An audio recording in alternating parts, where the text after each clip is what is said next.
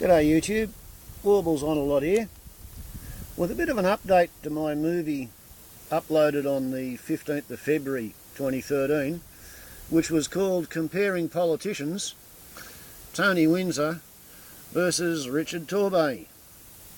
Because whereas back then Richard Torbay was a member of the Legislative Assembly in New South Wales and he was standing for the federal seat of New England against Tony Windsor, last night the radio news startled me by suggesting that the National Party, who had endorsed him as their candidate to stand against Tony Windsor, the National Party had asked him to resign from the party and to stand down from the election.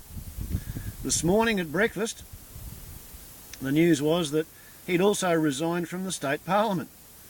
It's now just gone past lunchtime, and he's also resigned as Chancellor of the University of New England. Now, I did point out 5 weeks ago that in his brochures he spends 6 times more energy promoting himself than Tony Windsor did, and I suggested that maybe therefore Tony Windsor was more interested in the needs of the electorate and Richard Torbay was more interested in the advancement of Richard Torbay's career. I also pointed out that when he was the Speaker of the Legislative Assembly, it was the Labor Party that was in government, and that was when Eddie Obeid was doing all his shifty, shady deals involving coal mines and farms and mining licences, which turned tens of $1,000 investments into $1 million payouts. And Richard Torbay never noticed any of that. Now, once upon a time, back before he became an independent, when he was mayor of the town of Armidale, he used to be a member of the Labor Party.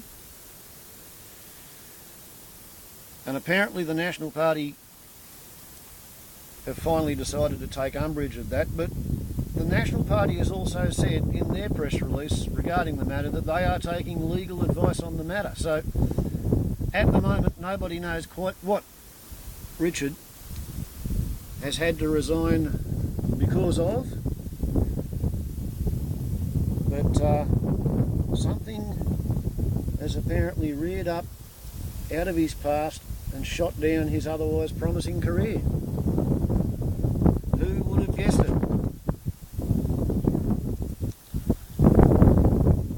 I guess I will no longer be writing letters to Richard as my local Member of Parliament, because he's not anymore.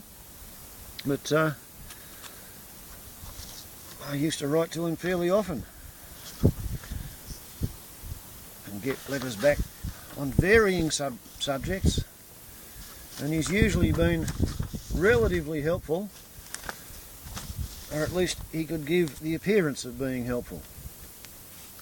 So, Vale Richard Torbay's parliamentary ambitions. Dishwasher didn't quite get to be the Prime Minister.